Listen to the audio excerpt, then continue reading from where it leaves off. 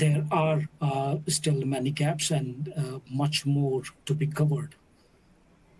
I think the second part of your question was around what are the possible pitfalls and what could go wrong when organizations embark upon their journey to improve the OT security architecture. I think first one on my mind is no matter what you do and what you don't, but don't try to lift and shift the IT security playbooks into OT environment. That is some of the things there.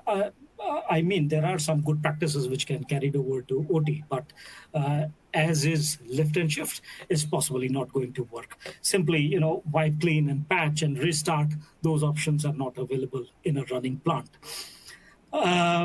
There are unique limitations and challenges and requirements for the OT environment, and the security program needs to be considerate of that, such as many of the OT systems are built on real-time communication requirements. Also, there has to be a very high uptime.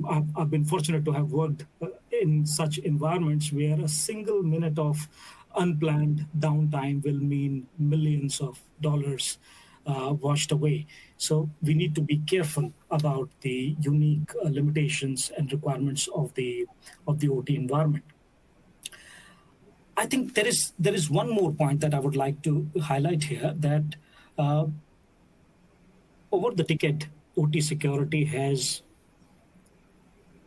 relied overly on the perimeter defense. We have built walls, and we have relied too much on the firewalls, on defending the perimeter of the OT security.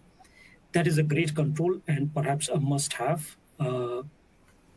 Segmented architecture, just the way Marco was explaining, segmented architecture, zones and conduits, securing those conduits with deep packet inspection and logging and monitoring is essential. But at the same time, the point that I want to highlight is this control alone is not enough. We often meet clients who will say that, our OT environment is isolated from the IT environment, and that's how we possibly need not to do much more than that because we have an isolated environment.